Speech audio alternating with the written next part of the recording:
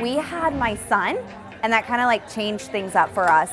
And we were living like car payment, mortgage payment poor, where you skip one and you pay the other. I remember crying myself to sleep like almost every single night. And you can even ask my husband. It was sad and I was scared.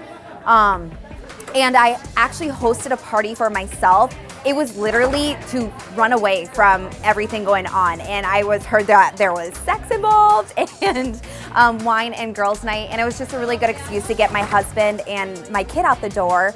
So I fell in love with it. I learned a lot about myself and I felt so empowered by her. But that night when she was closing out, I asked her, I was like, how much did you make off my party?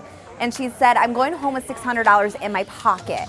And I was like, you're kidding, right? Like that really stunned me. And she's like, no, I really am. And she showed me her bank account and I was like, oh my God, like I need to do this.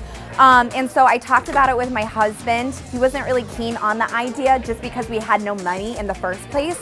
But I kind of went and did it anyways. And the rest was history. I was quitting my job within 3 months. I was skyrocketing really fast. I was making money and it was like the most amazing thing I went on faith with. So that's how I got started. Crazy story.